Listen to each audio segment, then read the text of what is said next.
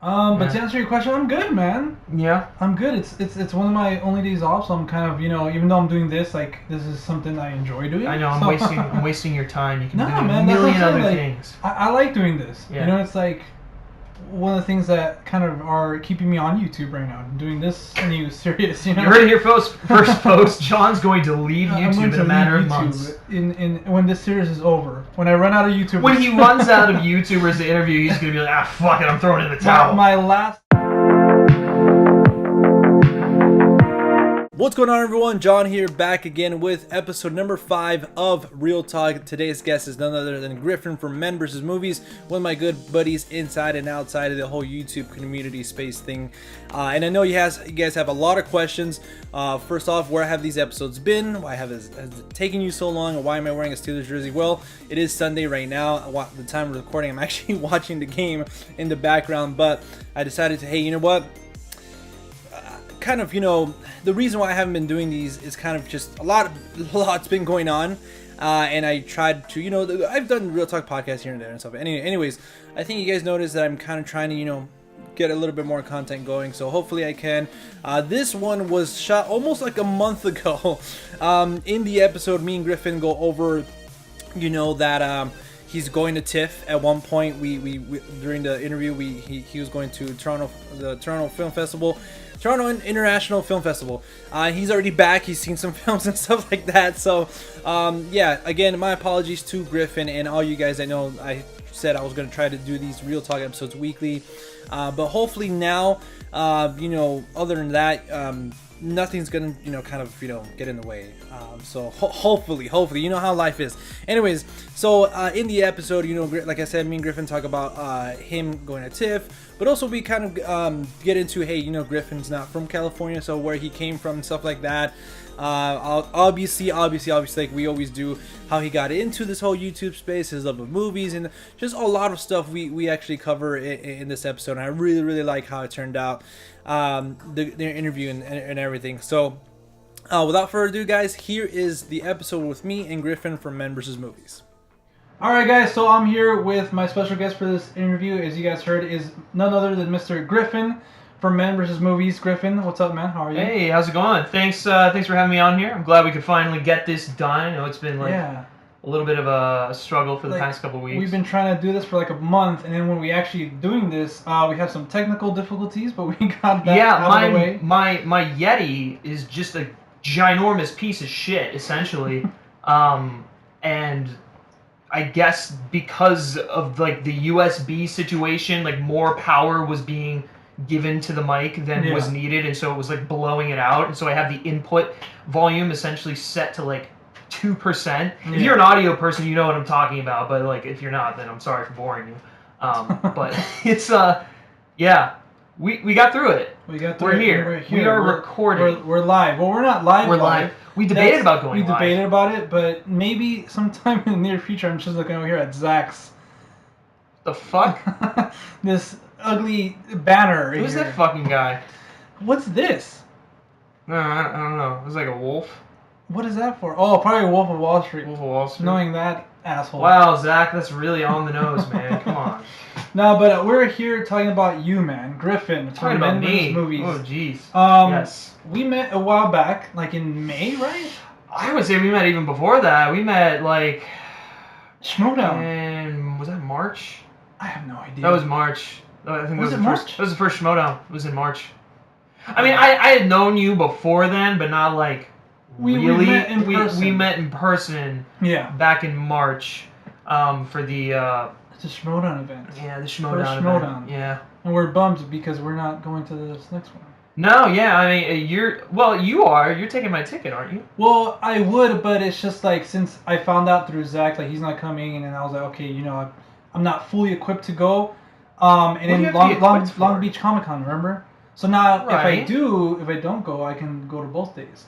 Right, but if you do go, then you'll have fun and do different things. By myself, though. By yourself. It's only for an evening. Mind, but because it's kind of like going to like a movie by yourself. Yeah, I mean, it's an event.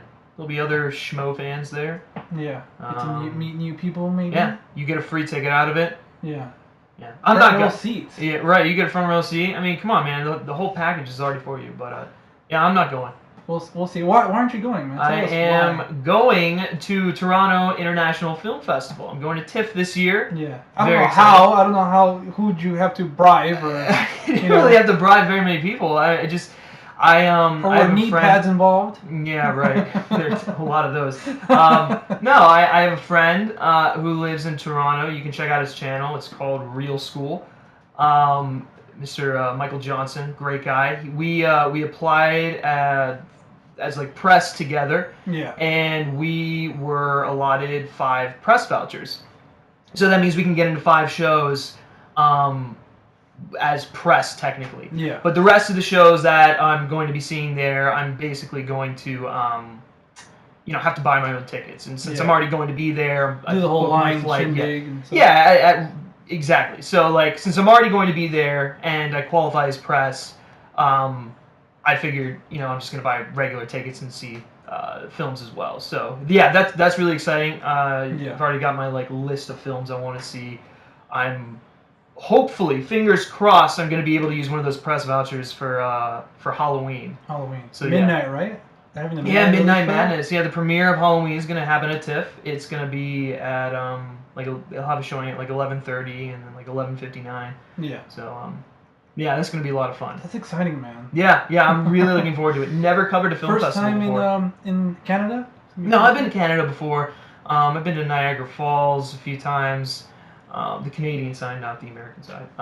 And then I've been to Quebec one other time, but I've never like been to like the big hubs of Canada. So that'll be like my first time in one of those areas. Yeah. Yeah. That sounds exciting, man. Films, different country. Mm-hmm. Yeah, I know. It's like right up. It's totally fun. Very excited for it. And I wanted to ask you too. I completely forgot though. It has to do with okay, you came over here in March, right? Because you were kind of like, okay. Yeah, I was scoping out the area on top of going to the Shimoda. Yeah, so I came out here in March for the Shimoda. I was also looking for work out here. I mean, it wasn't until May where I like actually moved out here, but I just was getting a feel for an area, and then like in May, I mean, my parents were moving up to New England, and I was either gonna go with them or, stay local or do my own thing, basically. And if I want to get into like entertainment, film, that whole thing, New England's not gonna do me much good. I'm originally from Maryland, and there's like opportunities in Baltimore and DC and stuff like that, but not really in the realm where I want to be. So I was like, you know what? Fuck it. I got friends out in LA. Yeah. I can live with them. And so I moved out to LA, and so far I've been liking it. I've been meeting a lot of cool people. Yeah. I've had a lot of great opportunities for events, screenings. It's been great so far. Yeah. So no regrets at all. And how was that like first initial was it scary? No, not at all. You were just like, damn. Yeah.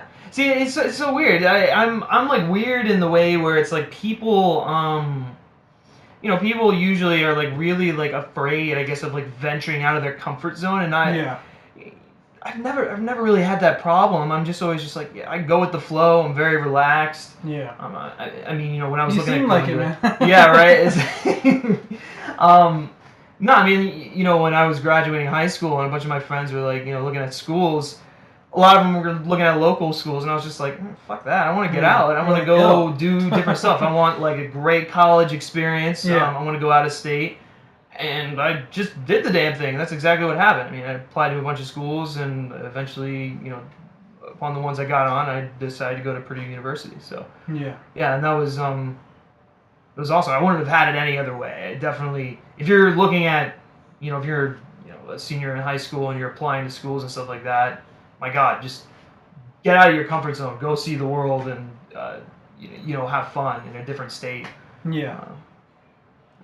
So this, like, I don't want to say this industry or whatever, but like this whole side of things, I feel like you have to be like out of your comfort zone a lot of the times. Meeting new people and stuff, and doing different events.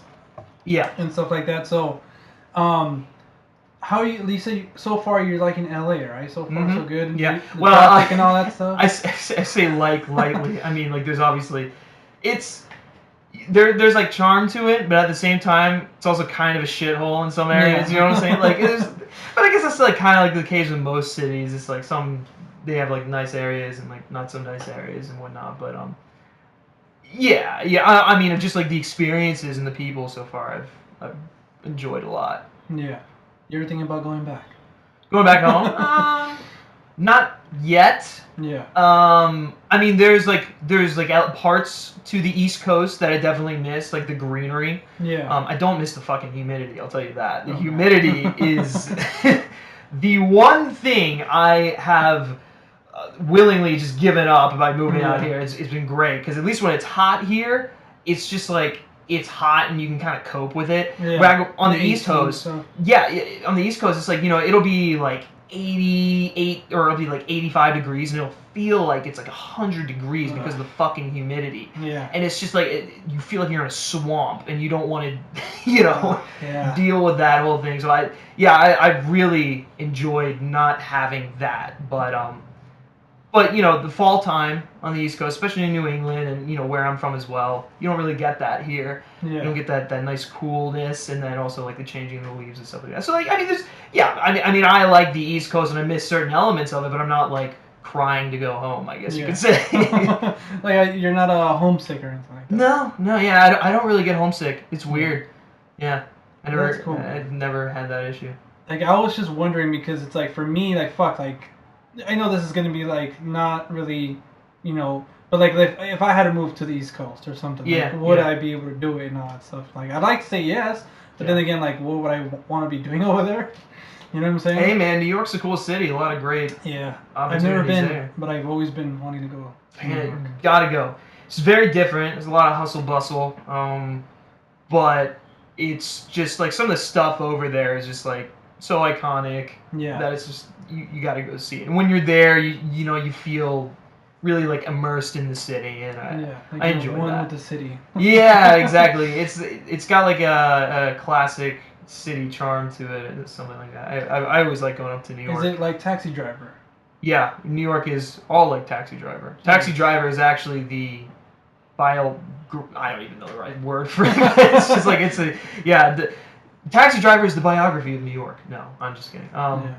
But anyways, I don't know where I was going with that, but no, Scorsese in his films showcases New York, the way it kind of used to be, I think. Yeah. Or maybe the way that he grew up with it, and I mean, you get a sense for that when Travis Bickle's driving around, and whatnot, but yeah. Yeah, it's a lot nicer, right? I don't know. I mean, there's parts of New York that are just like super dirty, but it's the city, so like of course it's gonna be dirty. Yeah, but obviously, man, you like I said earlier, you have a YouTube channel, Men vs. Movies. Yeah, I do have a YouTube channel. Yeah, Men vs. Movies. First, I want to ask you, how do you come into like movies? Like, did you always love movies? Yeah. Growing up and stuff like that, or like how did that start? Your love of movies? I mean, from basically as far back as I can really remember, and my memory is pretty shoddy, so this might not even be correct, but it's the one thing. 2 months back. Yeah, right. That's I was telling you in the car. I was basically like, my memory. Not really. I think the only thing I remember is like what I ate for breakfast this morning. Yeah. Which was nothing. So. I've loved film basically as long as I can remember. Yeah.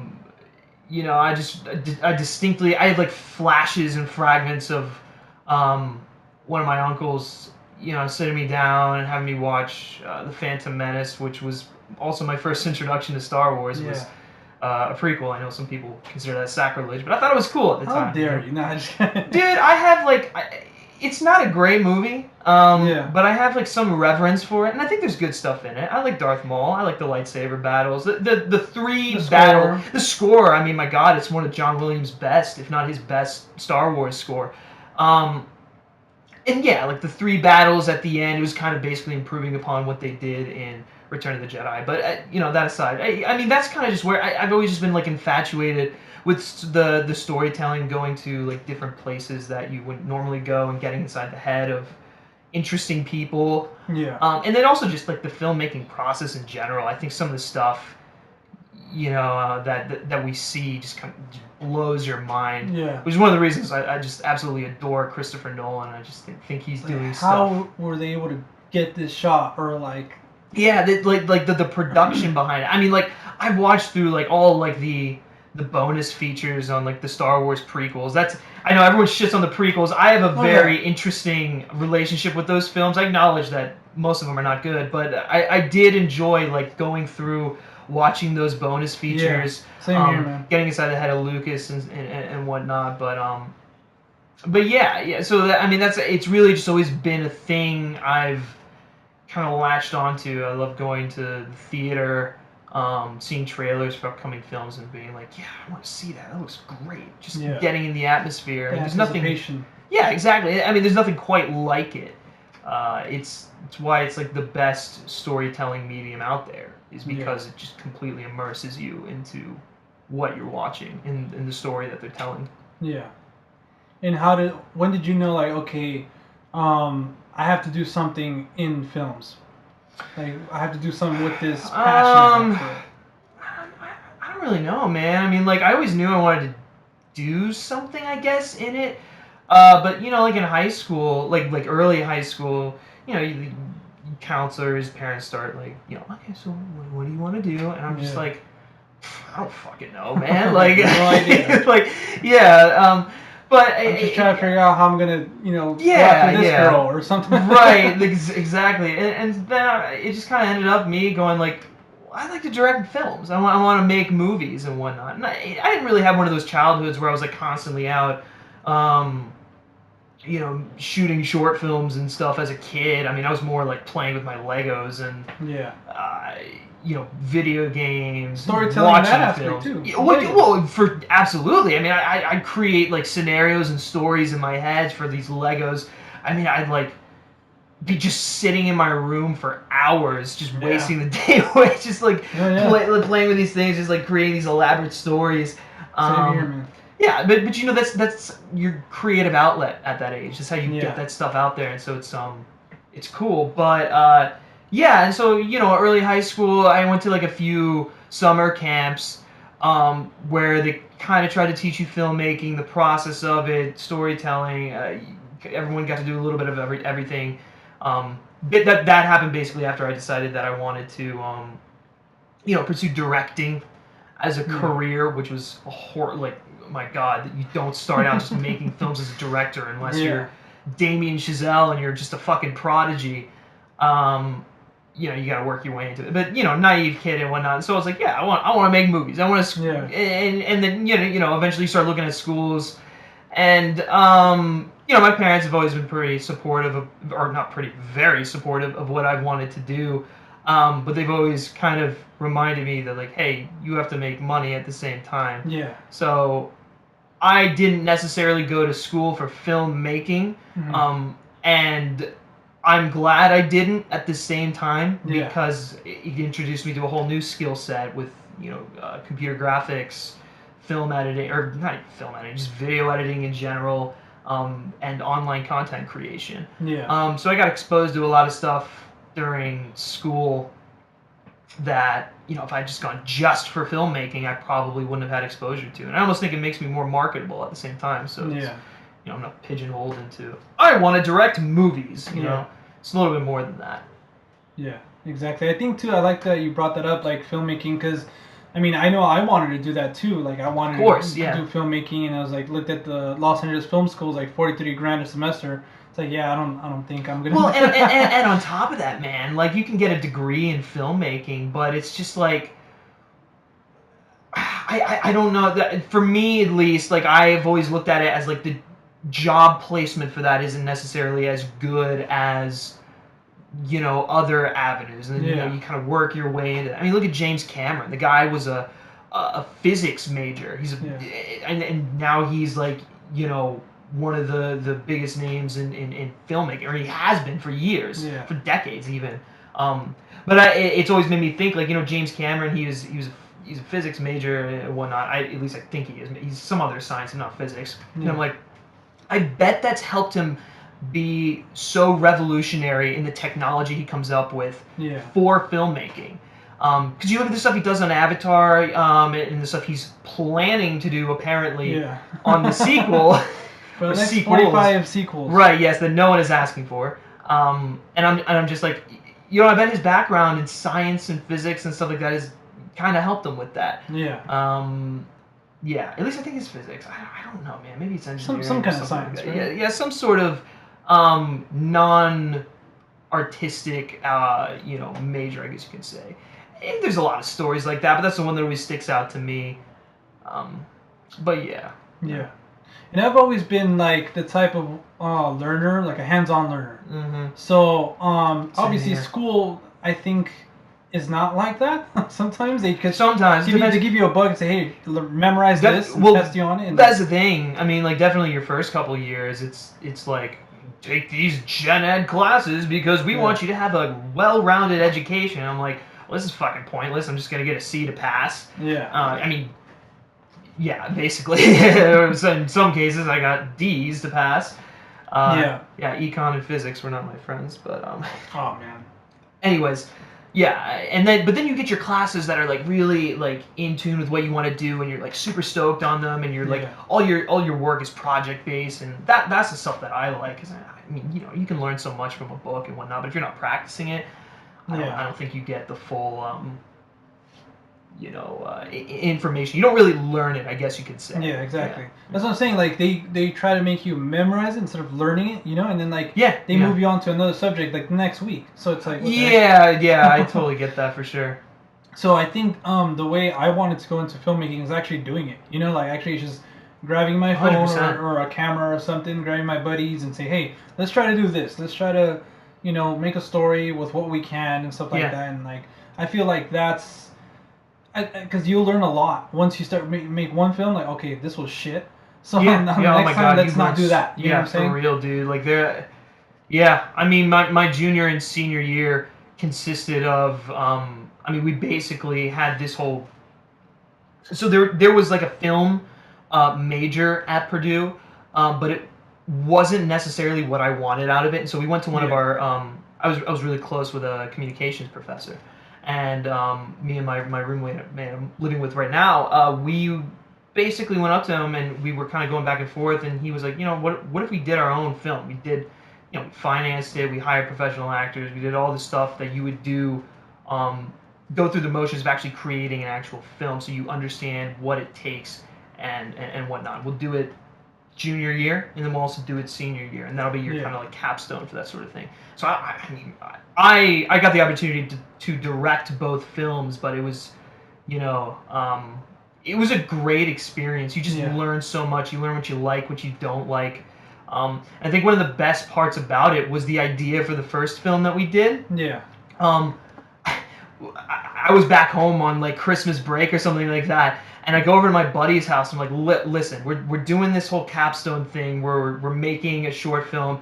I've got a few ideas, but I want to hear what you have, because he's been my creative. We bounced ideas. I guess you could say creative partner. We bounced ideas off of each other quite a bit, and he's got a lot of great ones. I mean, I know he's like had ambitions of writing novels on some of the stuff he has. I mean, they're just so elaborate, and so we got in a fucking hot tub and we were just throwing ideas off of each other, and eventually we came up with the idea that turned into the short film we produced for our junior year. I have to say, with all the kind of production issues and just kind of learning curves we had to overcome through it, I was damn proud of it. Yeah. I thought it was. It turned out a lot better than I thought it was going to. Yeah. And then we kind of like took what we learned there and improved it for the next film, which, I mean, there was still stuff I would have changed, but it still, it's we currently have it in a festival run right now. Yeah. We've gotten awards at a few other festivals. Nothing like super impressive, but I mean, still, like, it's being recognized by smaller festivals and whatnot. So that's Yeah. No, I know, and that's something like I wanted to tell like the viewers too. Like if they're interested in filmmaking or something like that, just go out there and do it. Just 100%. Yeah. You learn more than on like making a shitty film or something than you would like in the whole semester in film school or something. Yeah, I mean, absolutely. I mean, you learn through failure. Yeah. You know, if you don't fail, you don't know what to fix in order to succeed the next time. Yeah. So, I mean, I'm a big believer in failing forward, I guess, if that's the term to describe it. Where do we fall? Where do we fall? Oh my god. To pick ourselves back up again. Famous words from Jonathan Nolan, right? Nolan? Jonathan Nolan? Did he write? I would say Jonathan and Chris Nolan. They both write the scripts. Right, well, that was the first one, right? So that Batman was Begins. Goyer? Which was David S. Goyer, yeah. I believe. I have a laptop right here, so I can look it up if you'd like. No, I think the first one was Goyer, and then it was the brothers. You can be our fact checker right here. I'm the fact checker and the guest. The guest. Fun fact. Let's. So how are you doing on this day? You know, you've been talking to me. You've been asking about me. I want to ask about you. You're gonna flip it on me, man. I gotta flip the tables here while I'm, figuring out. Yeah, he wrote the story. David S. Goyer. For both? Or just Batman Begins? I think he did The Dark Knight too. Yeah, he did. Yeah, he did The Dark Knight and he did Batman Begins. And then Rises was Jonathan and was John. Oh no, he did Rises too. Goyer did? Yeah, he did the story for it. He's a story guy. The whole trilogy. He did the whole trilogy. Yeah. But to answer your question, I'm good, man. Yeah. I'm good. It's one of my only days off, so I'm kind of, even though I'm doing this, like, this is something I enjoy doing. I know. I'm wasting your time. You can do man, a million other things. I like doing this. Yeah. It's like one of the things that kind of are keeping me on YouTube right now. Doing this and you serious, You heard it here first post. John's going to leave YouTube in a matter of months. In when this series is over, when I run out of YouTubers. When he runs out of YouTubers to interview, he's gonna be like, fuck it, I'm throwing in the towel. My last Real Talk episode is gonna be me interviewing myself. You really should. You do the whole social network thing where it's like you record you doing that and then you record you with your answers on the other side. Yeah. Piece together. The twins. The twins, Winklevoss twins. Who played the other one? What? Who played because you know how it was Army Hammer. And I was just Army Hammer. Do you know who played the other one though? Like the stand-in. Oh, I don't know who's the stand-in. I thought it was just Army Hammer and he played both characters. It was one of the actual Winklevoss. Oh, was it really? I didn't know that. No, I'm just kidding. I don't know. Oh, well, look at you feeding me false information. So the way that I'm thinking then is probably the way it happened. What's his face? Army Hammer. Yeah. Shot it one way, back in, shot it another way, and pieced things together. I don't know who exactly it is, but I know there was a stand-in actor, and then they just put his face. Oh, okay. So I mean, obviously he would have to do the performance twice. Right. Once as I don't even forgetting the names, but one twin. Tyler and Cameron. Cameron Winklevoss. Yeah. Social Network. Yes. Oh, okay. Speaking of that, Speaking of the Social Network. Speaking of that, we'll go into Fincher real quick because it was his birthday this week. It was Fincher's birthday this week. Okay. What's your favorite Fincher film? Favorite Fincher film is The Social Network. Really? Yeah. Okay, cool. All right. Yeah. Is that yours as well? No, Fight Club is. Really? But then right there is Social Network. I think it's so weird, man. To me, I like Fight Club, and there's a lot of iconic lines that have come. Do you have the book right there? Yeah. Yeah. Paperback, unfortunately. Hey, man, you do what you gotta do. At least you have the book. No, but I mean, there's some great lines and iconic moments that come out of it. But for me, it feels so dated, and I'm never drawn to rewatch it. I think it's a great performance from Edward Norton and Brad Pitt, but it feels like Fincher, but it doesn't feel like Fincher. You know what I'm saying? Yeah. To me, Fincher is Social Network, Gone Girl, Zodiac, Girl with the Dragon Tattoo, the kind of Benjamin sociopathic Button. Behavior kind of. Nah, dude, I do not like Benjamin Button. Really? Yeah, I'm not a fan. Dude, I fell asleep. I've struggled to finish that film so many times. Yeah. It's so fucking long. Yeah. But yeah, no. To me, Fincher's at his best when he's diving deep into characters, dealing with serial killers, sociopathic behavior, billionaires. And whatnot.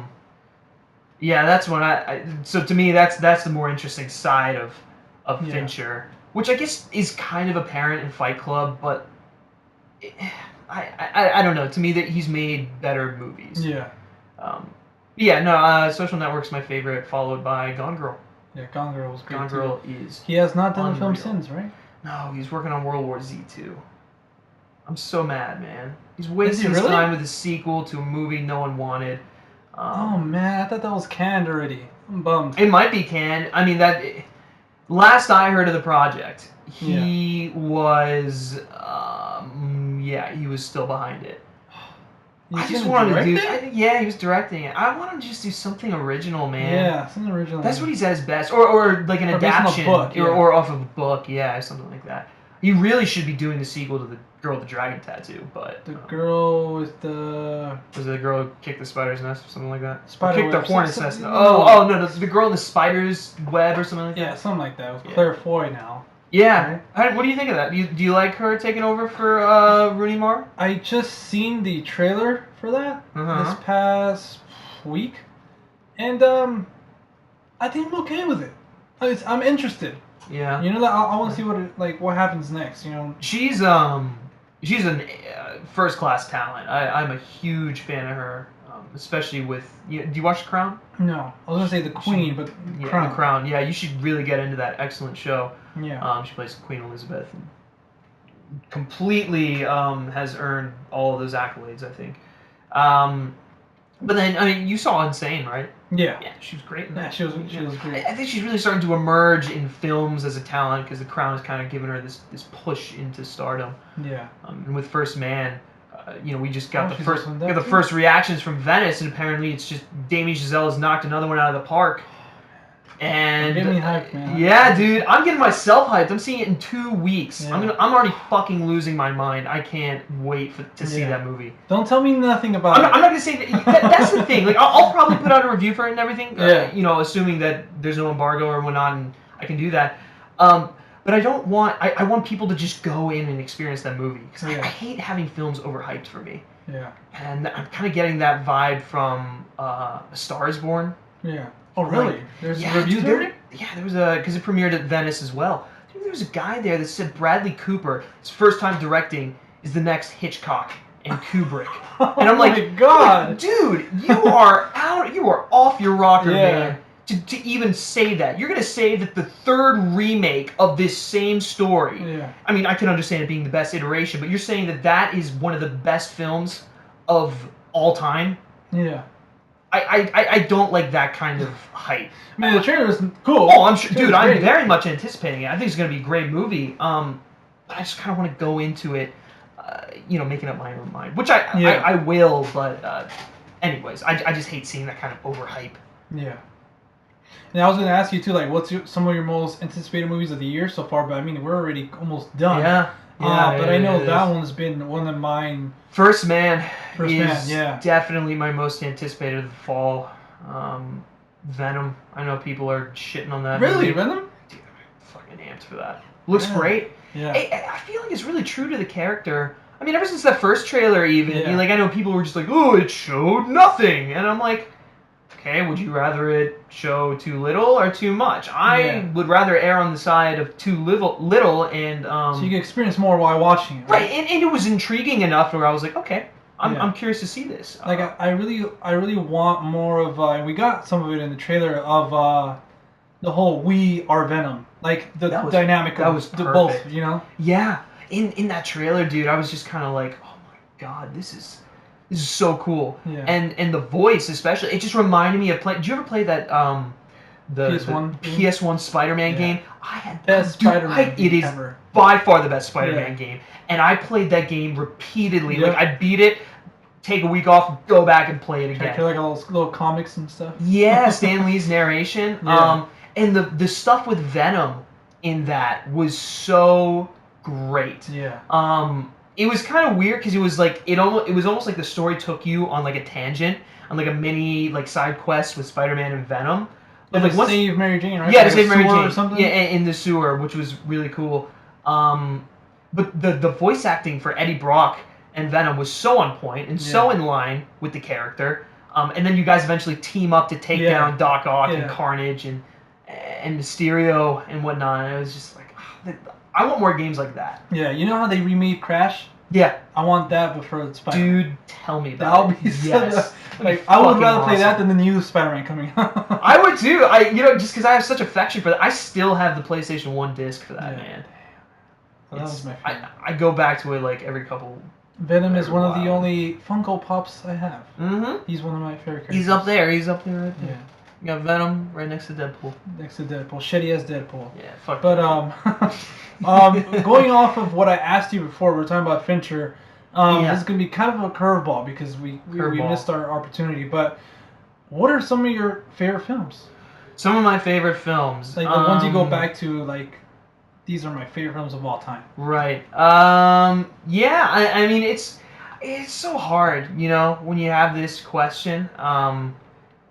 I kind of compiled a list of my favorite films like earlier on in the year because I forget what was going on or what sparked me to think about it. But I was just like, you know, it's interesting the movies that kind of stick with you. But my favorite film of all time is Inception, bar none. From the first time I saw that, I was just completely infatuated in the theaters.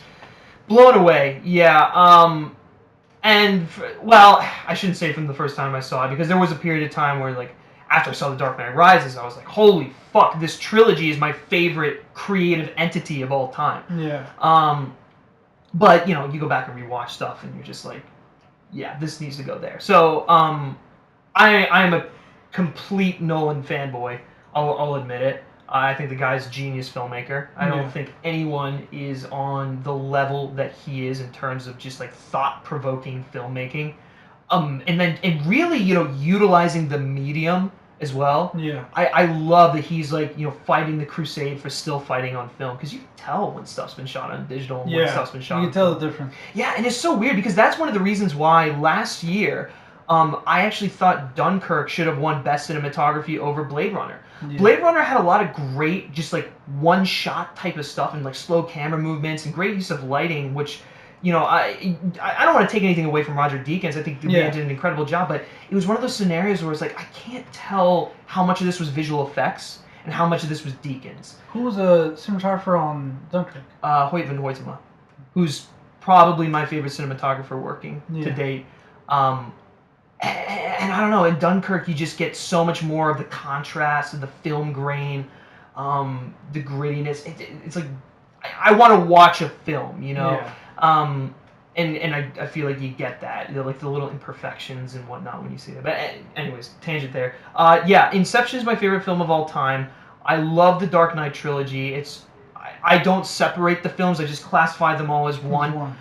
So that's in my top 10. I'm a huge James Bond fan. So Casino Royale. Oh yeah, in case you didn't know, I run a little James Bond podcast called The Words Are Not Enough. Very clever name that I can't take credit for. But yeah, so Casino Royale. It's my favorite Bond film. And really, I mean, just from the first time I saw that was like an experience, man. Yeah. That movie blew me away. There was like several years where I was just like constantly going back and rewatching that. Daniel Craig just completely owns it in that role. But anyways, yeah, Casino Royale, Vertigo. I'm a big Hitchcock fan. You're just telling me that, right? Yeah, Vertigo is one of the most provocative and thought-provoking classic films I think I've ever seen. And it was weird because like I was always a fan of it, and I always liked going back and rewatching it. But then, so the TCM Classics had their screening of it. They threw it up earlier in the year for the I forget what anniversary, but for the I think it was maybe 60th, but anniversary of Vertigo, and I went to the theater to go see it, and I was just like watching it in theaters. Yeah. I had seen the movie many times before, but watching it in theaters that time was a completely new experience, and like I noticed stuff that I didn't before, and I was just like, this is just such a masterpiece of a film. Yeah. It's truly one of the best movies ever made. And rightfully so, at the top of the BFI's like best films of all time list. Yeah.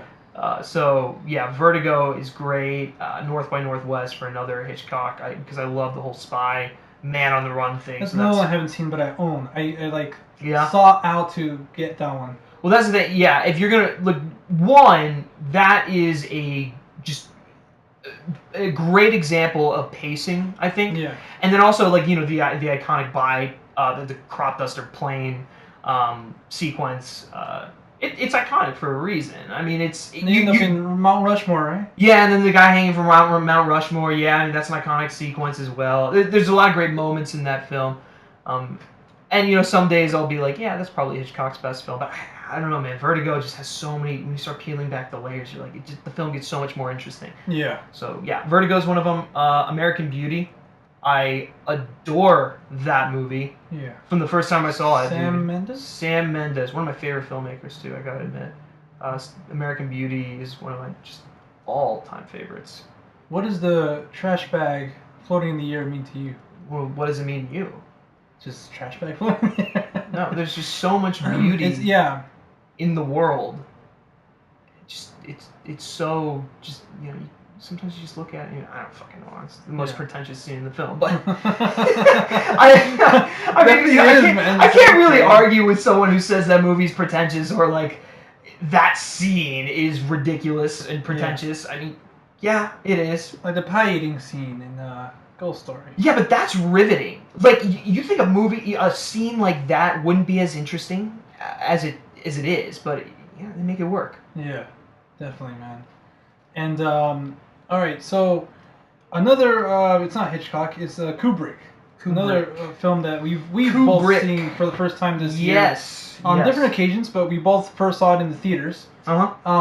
Is 2001: A Space Odyssey. Yeah. So how I want to hear your thoughts on that. I mean, I was like transported somewhere with that, dude. That was, you know, you walk out of movies, sometimes you're like, wow, that was an experience. That was like the definition of an experience. Yeah. It was just, you know, it's very slow and methodical, and you're like trying to piece together why they were showing the dawn of man at the beginning, but then you kind of get it. Yeah. And then that entire like.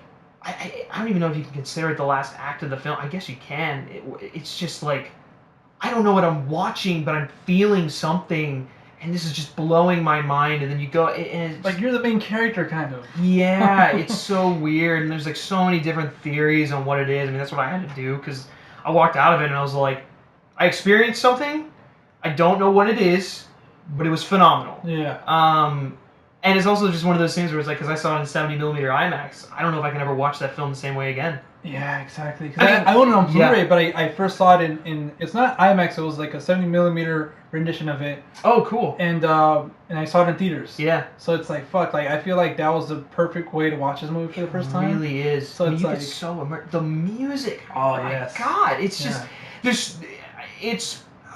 I don't know. It's really interesting because I think there's, you know, Kubrick's made so many different films where you could classify his best, but like that film was like revolutionary on a technological standpoint. Yeah. And then just in terms of science fiction, it's I don't know, man. It very well might be his best film. I don't want to say 63. It was 68. 8. Okay. I think before Star Wars. Then it was before Star Wars, and you look at that. Yeah, you go and you look at that movie, and you're like, wow, this really paved the way for Star Wars. It paved the way for Blade Runner and stuff like that. And which then Blade Runner turned around and paved the way for other science fiction films. Yeah. It's like everything kind of like comes back to 2001 because of just how revolutionary it was. Yeah.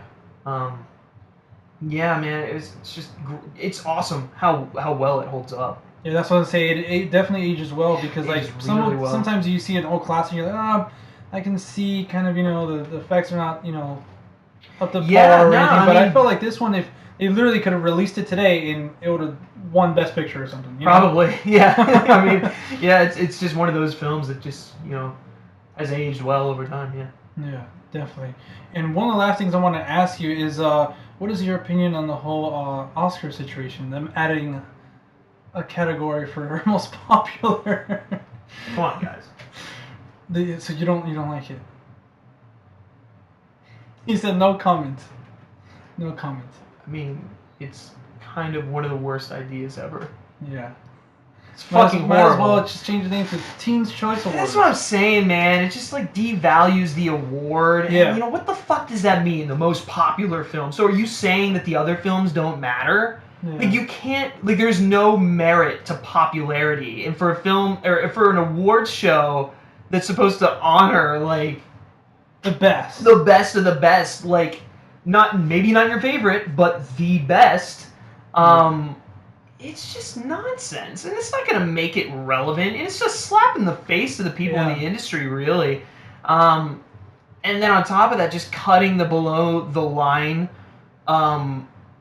like awards from being presented. Like I can understand maybe some of the more minute ones, like documentary, short, animated short, foreign film. Unfortunately, just and get rid of the songs, man. You don't need that during the ceremony. Oh yeah, all the performances and stuff. But getting rid of cinematography, editing, sound design, and stuff like that. That's the shit that makes the movie. So you're basically just saying, fuck all of that. We're just gonna pay attention to the acting and the directing and the best picture. That's all that matters. Yeah. No, and best original score. I'm a huge score junkie, so like, the fact that might not be even televised. I'm just like, this is just bullshit. Yeah. What is this? Come on. Like, even if it's not, because they were running the risk of, like, I think it's ABC, right? Yeah, ABC was forcing them to like make some changes, and I'm like, if I was the Academy, I just would have said, fuck you, and no. Yeah, we would be televised. Well, that's the thing. Well, I mean, they could, they get another network. That's what I was gonna say. Yeah, they could like go to NBC, they could go to CBS or something like that. I'm like, what? The fact that CBS, or I'm sorry, not CBS, ABC, who is owned by Disney, by the way, this is also very concerning, is dictating the awards show. Like, what the fuck is this, man? Like, this is just. Yeah, I really hope that all of the negative feedback causes them to change. That I don't know, man. Maybe this is the year where we'll get a most popular Oscar award, and then it'll never happen again. Hopefully, man. I just hope it doesn't even come down to that. I hope there's a big enough backlash for them to be like, okay, we messed up. Let's not do this anymore. Yeah, for real, dude. It's a shame. Yeah. It's a damn shame. And you know what? I completely didn't realize that we didn't cover this. How did Men vs. Movies come about, man? Oh, Men vs. Movies. When did that start? Like, we just kind of started talking about films. Yeah. And I thought you were supposed to dive into my life, man. Yeah, I thought you were supposed to be the psyche of Griffin. Yeah, hey, man, we've got all afternoon. Doesn't really matter. We can go on for however long you want. Yeah, Men vs. Movies. Yeah, so summer of 2015. I just got really inspired. I watched people on YouTube talking about films. And I was like, yeah, fuck it, I can do that. You're doing it in like your dorm or something, right? Or well, I started at home. Actually, started in my friend's basement, and then I did it at school. So, like in some of the earlier videos, the set changed on a fairly regular basis. I didn't have like a consistent recording backdrop, but yeah. So I was just like, this could be a lot of fun. Like, I don't know. I had no idea what I was getting into. I was just kind of like, I can talk about movies. I feel like this could be a fun thing to do on the side. Little did I know it was going to take up a lot of my time. Yeah. In a good way, though. In a good way. And so I texted two of my good friends, and I was like, hey, you want to start a YouTube channel together? And they were like, well, fuck yeah, we'll do it. Yeah. One of them was, lived right down the street from me. The other was a friend I had from school, my roommate currently. And the one I met the other day? Yeah. Oh no. He's one of my roommates that I just met moving out here. Oh. I don't think you met Brian, but so yeah. So we were just like, yeah, that sounds like it'd be a fun idea. Yeah. And so we came up with this plan. We were like throwing around names, and we were like, okay, well, there's three of us, so I guess we could do like the man versus food kind of play on. Only there's three of us, so it can be Men versus Movies. That'll make sense. Yeah. And then we also had another friend who did some of the graphics with me. So we were like, well, I guess we can kind of include him in there. And he popped up in a few videos for Trey. So it was very much at the beginning Men versus Movies. Now it is literally Griffin versus Movies, Man versus Movies. Although I kind of justified the men because it's myself and Brody, my co-host on the James Bond podcast, who are still producing content. So I'm like, okay, well, I mean, you see my face the most on the channel. Yeah. I don't have improper grammar, I promise you. It is, both of us. So I'm like, and like at the same time, does it really matter? Do I have to change the name? And even that's what I mean with like the Real Talk. Like when I do intros, I always say, hey John, hey guys, this is John from the Real Talk, because it's like it could be like Audrey from the real, you know what I'm saying? I don't know. Well, why. exactly. Say, hey, this is me from there. Instead of just saying, hey, it's me. Right. You know? Yeah, exactly. Yeah, you know, I've contemplated changing the name multiple times. I just don't want to have to deal with the whole rebrand because that's a pain in the ass. So if you have suggestions for new YouTube channel names, or if I should just keep it, go ahead and let me know. Comment below. Should it be men versus movies? Should it be man versus movies? Or what other YouTube names Griff you got? versus movies. Griff Daddy versus movies. But yeah. So we started. We tried to do a weekly movie news show. Yeah. For a podcast. I mean, so it was like really interesting because like we jumped in, but we like fully jumped in. So we were doing reviews. We wanted to do. I would actually argue maybe we bit off a little bit more than we could chew at the beginning. Yeah. You know, we were doing reviews. We were doing a weekly movie talk show. We wanted to do this, exactly, and this. We had all these ideas, and we tried to do them. And the consistency is ultimately what killed a lot of them. Just, you know, people not being able to do certain things and all that hoopla. But yeah, I mean, you know, talking movie news is fun and all, but I wanted to do more than that. You can a bunch of shows that do that. Screen Junkies do that. Collider does that. So I was like, well, okay. Like a few years down the line, I was like, okay, well, I love James Bond. I have a friend who I like to feature in our content who also loves James Bond. I think we can provide insightful content and commentary on the franchise. And so we're like, all right, let's do a James Bond podcast. And that has been one of my favorite things that we've decided to do. Because it's like, it's a franchise that no one talks about enough. And I feel like a lot of these like franchises today owe a lot to James Bond, which is almost 25 films deep into its run. Yeah. You know? I mean, it had the soft reboot with Casino Royale, but I mean, still, it's still ongoing, you know? And just like, you know, some of these universes, I think, pull some stuff from there. Maybe not everything, but they definitely pull some stuff. And so I've always, and so that's, I mean, that is one of the things that I will continue doing, even though it's probably not the most popular thing on my channel, but I adore it. And I know there's a lot of Bond fans out there that like it. So yeah, that's been fun. I've also started doing some like movie mashups, trailer recuts and whatnot. I want to start doing a little bit more of that. And First Man. Yeah, I just put out one a few days ago. Yeah, I watched 2001, and then the next day I watched Interstellar, and then the next morning I woke up and I was like, I want to recut the First Man trailer in the style of the first Interstellar trailer, and so I just did the damn thing. Yeah. Good job, by the way. I like it. Thank you. I appreciate that. You can go check that out on the Men vs. Movies channel. Link in the description below. Oh, yeah, even better. Provide the link in the description below. But I mean, because I have an editing background, and it's kind of like my, you know, when I go to work on stuff, I'm pretty good at editing and whatnot, and so that's kind of like my thing, career-wise right now. So that's like a great way to take my professional expertise and kind of like pair it with my YouTube channel and whatnot. Yeah. So do you have any plans or like things coming up for your YouTube channel that you can talk about or anything like that? Yeah, I do actually. Well, two things. One, I guess I'll just announce this here. One, I'm working on a Patreon finally. Yeah. I mean, I know like everyone and their mother has a Patreon, but I feel like I've come up with ideas for some like nice exclusive content that I want to offer, but I just want to get it just right. Because my whole like theory about starting a Patreon, an idea to start a Patreon is kind of just like, I want to provide a service to them. I want it to be like I'm subscribing to this like I would subscribe to like a video platform or something like that. So like I want you to pledge money in order to get maybe these trailer recuts, maybe some extra shows, some podcasts.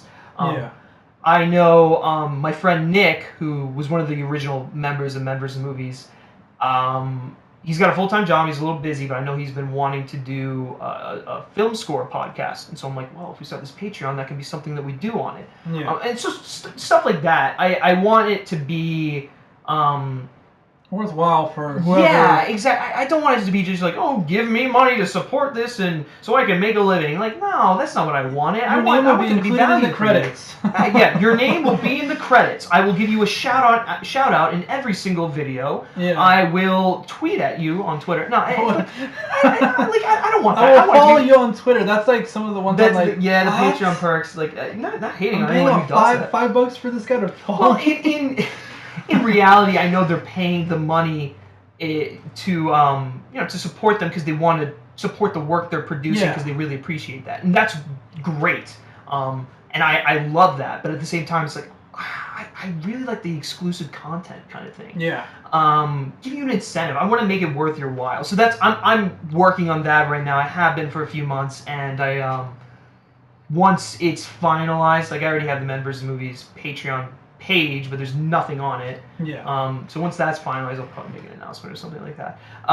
But the other thing that I've been working on, oh my god, and it has been something I've been working on for a few years now, is this film debate show. Yeah. I don't know if I ever talked to you about that, but I think you had mentioned it before. I probably mentioned it at least once. It's like something I'm very, very keen on getting off the ground, and I have a title for it, and I tweeted out the logo for it. I think like a couple of weeks ago, maybe last month or something like that. Yeah. But the show is going to be called Against the Ropes. It's going to be very much a film debate show, not like movie fights though. If you think of it more as like, you ever watch First Take with Stephen A? No. On ESPN? Okay, well, if you're familiar with First Take with Stephen A, that's kind of the realm I want to go into. Yeah. Whereas we're talking about trending topics, but it's like the panelists that I have on are very, knowledgeable and opinionated, and there may or may not be a lot of hot takes going in there. Yeah. So it's kind of like a combination of First Take with just like standard debate show kind of stuff, and so that's been something I've been working on, figuring out what works, the segment, who I want to have host it. Obviously, I'm going to host it. I probably won't debate in it too much. I want to have guests on to do a lot of the debating, but as of right now, it's Brody and I who are going to be on. I'm going to be the mediator. Brody's going to be one of the regular debaters, and then we'll have a guest come on. Yeah. And whatnot. But that has been a labor of love, let me tell you. Yeah. And so I'm hoping to launch that in the fall, finally. It's going to be a podcast only. Even though I want it to be video, I just don't feasibly have the resources to make it video. But if enough people like it, maybe we can, look to do that. Up to video format. Yeah, so I think that's all I got in the pipeline right now. Obviously, movie reviews. Oh, well, I'm going to TIFF, so you're going to get a bunch of advanced coverage. Yeah, we're going to get coverage of that, some of that, and then advanced reviews and whatnot. Yeah. So what Griffin's trying to say is come over to the channel, check out his stuff, and subscribe, right? Yeah. If you want, I mean, if you hate me, that's fine too. I've gotten some great hate comments. I got a great hate comment today that was just like some fucking jackass just commented on one of my videos, and they were just like unnecessary head movement. I'm like, I went back and I watched the video, and I was like, I don't think I even moved my head that much. What are they talking about? Yeah. And so that was the one where I told you I was like, yeah, fuck that guy. He was like, it's funny, man. Sometimes the comments that we can get, sometimes it's just like who has the time? You should who's who's going to go to a video and say, let me see what I can nitpick out of this guy. You know what I'm saying? Well, I mean, 9 times out of 10 they're just trolls, and you just kind of laugh them off. Yeah. But the one that always that blew my mind was there's this guy who subscribed me for a long time. I guess I don't really know. Maybe that makes me an asshole, but he commented on my Avengers Infinity War review with a rant, basically saying how the movie was not good. Yeah. And he's like, I've had all I can take. I'm unsubscribing. And I was just like, and all the shit he was putting in there just made absolutely no sense. Yeah. Like, none of them were valid arguments. Yeah. And then I had too much. It's not Hitchcock. It's not Hitchcock. I was like, how dare you? Why don't you go back and watch classic films? I'm like, well, I have a subscription to Filmstruck. I do that on a regular basis. I can watch. Film can be more than just classics. Yeah, I mean, you can have fun with, a modern superhero epic, which is what Infinity War is. I'm sorry, folks, if you don't think that. But yeah, so that was really interesting. I had a couple friends in there who just like fucking trashed him. Apparently, I didn't even ask them to. They were just watching my video and they're like, "Yeah, who the fuck is that asshole in the comments section?" I'm like, "Dude, I don't know. He's just some disgruntled fan, I guess, and he's had all he can take." And he's unsubscribing. He's unsubscribing. Oh my! Yeah. But anyway, I always laugh at those comments. Funny, man. Yeah, I don't know. Have you had any recent hate comments? No, I don't think so. Like I was telling you earlier, the last ones I've got was I think on my Movie Pass one, obviously. Dude, that video like blew up for you. Super successful. Yeah. And I don't know why I haven't made a follow up. And even too, I had a lot of opportunity because AMC A-List and then Movie Pass is going to shit. What are you doing, John? Come on, man. I'm doing this. No, but but this isn't urgent. This is not urgent. This is more two dudes talking on a table over coffee. You know. Yeah. The AMC A-List, or well, I guess you're finished coffee, but the AMC A-List and the Movie Pass debacle, you could be making pretty penny off of those. Pretty penny. I was until I got demonetized. Oh, I don't have right. YouTube demonetization. Yeah. What a fucking horrible thing. Yes. But it's still keeping me going, though. Yeah, well, I mean, you're doing it because you love it. Yeah. And you're really you're in the unique situation. Oh, Jesus, sorry about that. You're in the unique situation where it's like you want to do stuff that's not just movie reviews. You want to do some deep cut stuff like this, which is awesome because everyone and their mother can do film reviews. Review, yeah. Yeah. And so many people are doing them that you eventually find the voice that you like, which is the cool thing about the space too. But like you have shows like this. Or I mean, stuff like Entertainment Wars that fucker's doing. Screw this guy. Why is his YouTube channel up there? Let me exit this. Goddamn asshole. Fuck you. Fucking that. Exactly. That fucking Funko You heard it here Pop. first, man. That fucking Funko Pop. Fuck. Oh, that reminds me. Zach and I are working on a Funko Pop show. That was another project. Yeah. Yeah. That's gonna be really cool. We're still like ironing out the details, but basically it's gonna be like a 10-minute show, like really quick, high energy. Gonna incorporate some Funko hunting, some unboxings, I guess, when he gets shit, because I don't do that. But and if we're ever, because he's in Arizona, so like if he ever like swings through, which we hopefully he will sometimes. Yeah, for sure, why not? But anyways, back to your point. Yeah. You're doing stuff that's not just the norm. You're doing stuff outside the norm. Yeah. So it's cool. I like it. I wish there was more content like this. Thanks, man. Griffin, I think that's it. My producer's telling us to wrap it up. You have to go on to do another show. What is it? And we're running out of time. Saying we don't. She's going like this. She's going like this. Right. She's going. Is this the invisible person right there? It's Rorschach. He's gonna kill me. Oh, that's another thing that hopefully when the show premieres, the new Watchmen series on HBO premieres, hopefully we can do something. Yeah, no. You and I were talking about that. We wanted to do a like a podcast or talk show, kind of recapping Watchmen. We might rope in Zach Pope. I'm sure many of you know. No, I'm not that asshole. Yeah, fuck that guy. No, let's rope in Tyler. Tyler's a great. Tompkins? Yeah, dude. Yeah. I haven't seen him on the tubes. Yeah, he's kind of stopped doing that. Understandably so, but he loves to feature and stuff. So he's like the oh fuck, who's that? God damn it, I'm drawing a blank. There's like the rapper who like literally just like features. I mean, there's like a bunch. Akon. T-Pain. Yeah, he's like the T-Pain. Yes, he is the T-Pain of our little corner of YouTube. Yeah, it's great. I love having him on he's cool. shows. Yeah, like from what I've seen, that's why I've noticed that he hasn't been on lately. But he's pretty cool. Tompkins is cool. Yeah, yeah, for sure. You should have him on next. Yeah, man. And there's a long list of people. He's a I'll just tell you, he's got some interesting stuff. He's got some skeletons in the closet. Oh man. No, but Griffin, thank you for making it out here to Ontario. Yeah. Taking the time to come on here. I really appreciate it. Dude, anytime, man. That's great. Yeah, guys, if you guys want to check out more of Griffin, all the links to his social media and his channel will be in the description down below. But yeah, I don't know if you want to plug him in right now.